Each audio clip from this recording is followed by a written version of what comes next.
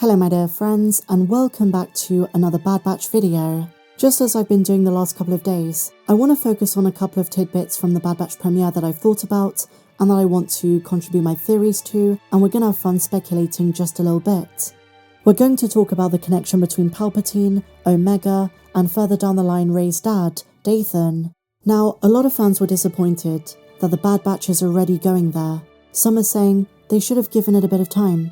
Explore the kind of earlier parts of the cloning project before they jump the gun with Project Necromancer and everything leading to Palpatine's contingency. Now here's the thing, while it does lead to the events of episode 9, decades down the line, there's still a lot we don't know, and inadvertently, I'm kind of glad they're giving that time period a bit more context. I really wanted to like The Rise of Skywalker more than I did. In December of 2019, when I went to the midnight opening premiere, I was kind of disappointed with the handling of the Emperor, not just his comedic death, but also the way they rushed how he came back.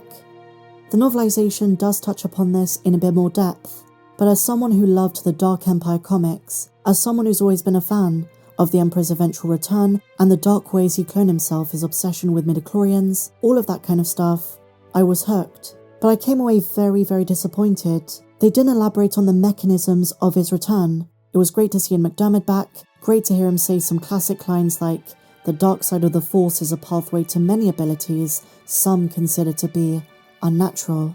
But I wanted more, so I'm kind of glad they're exploring it in the Bad Batch, and I'm so fascinated to learn more about Omega's place as the clone template, the midichlorians, the blood, and to finally see the specimens that Palpatine and Hemlock have been working on.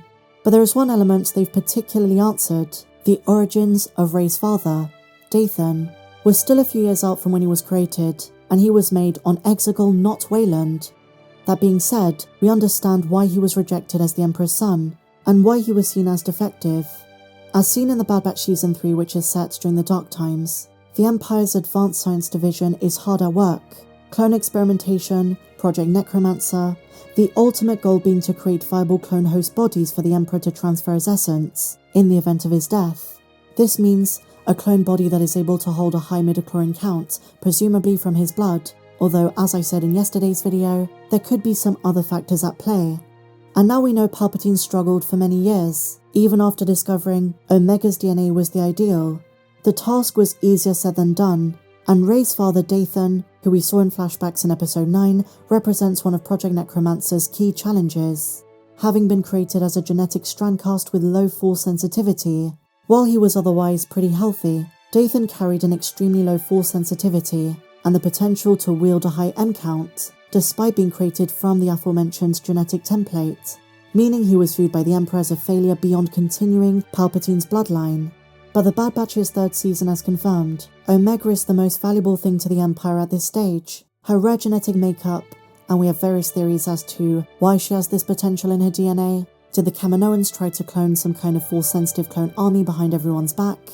But we know her template allows for a high M count with very little degradation. This was not the case for the hundreds, presumably of clone bodies, that the Emperor and the Imperial Science Division tested before. And so the point I'm getting at, the question we need to ask ourselves, is if Omega's template is so ideal, why by the time of The Mandalorian and then the sequel trilogy, is the Empire still trying to perfect the cloning method? Did Omega get away? Is someone like Emery Carr going to destroy the blood sample? Is it a case of the Empire failing time and time again, which is probably why they then moved from Mt Tantiss to Exegol in the unknown regions, to be even further off the grid? There's got to be a reason they fail, and by 12 BBY, there are more defective clones like Dathan, and the Imperial Remnant have to try again with different templates, something that Dathan is a product of. The rejection led to his escape, but of course he still had Palpatine's DNA, which is why genetically speaking and in terms of bloodline, Rey is a Palpatine. And I suppose this is why it creates confusion in the debate as to why Rey was force sensitive if her dad's M count was so low. But nonetheless, this setup in the final season is going to have some pretty big ramifications. I can't wait for Wednesday, episode 4. So moving on to our next tidbit, I want to talk about a potentially deliberate mistake Star Wars has made, which has changed our understanding of canon Star Wars lore concerning the Devaronian species which were first introduced in A New Hope. At the beginning of the episode Paths Unknown, we see the return of a character from the first season, Durand, and of course his mother, Issa Durand, voiced by Angelica Houston. Wrecker and Hunter turn in the pike that disgraced their family, and as recompense, the crime boss gives our Batchers intel on Hemlock's cloning lab. This ends up being outdated information, but they were able to retrieve info on the sector that Wayland is located in. But in the first scene of the episode, which takes place on the planet of Devaron, which we first saw in the Clone Wars series, a detail in the design of Roland's mother is inconsistent with our understanding of Devaronians. Females of the species did not typically sport a set of horns, only males did. The females of the species only had vestigial horns, which appeared as tiny circular nubs, as well as a full head of hair.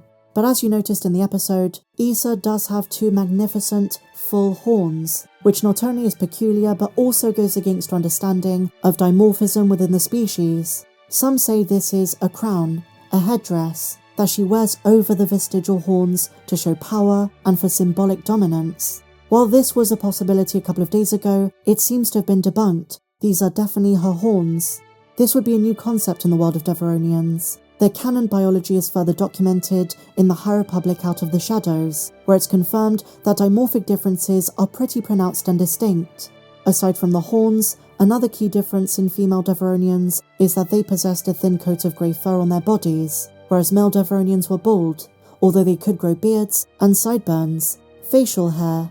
Now while this is legends, even in Star Wars The Old Republic video game, it's acknowledged only male Devaronians sported full horns, and that females were remarkably scarce in terms of their galactic presence. Many of them just remained on their home world. Now this might be a deliberate choice, and it's not the biggest deal in the world because even in nature there are cases of animals who break the typical dimorphic genetic model. Some lionesses can grow manes. There are even studies that document meese, baboons, buffalo, and kangaroos. Having this exception with the Durand crime boss is pretty awesome, and I thought a character design was pretty badass, and to have such an iconic actress do the voice is just the cherry on top. But if this was a mistake, this is not the first time Lucasfilm has been inconsistent in the way species are depicted. For example, the most famous case is the live-action depiction of the Grand Inquisitor in the Kenobi show. His head shape was pretty botched and atypical for Powans.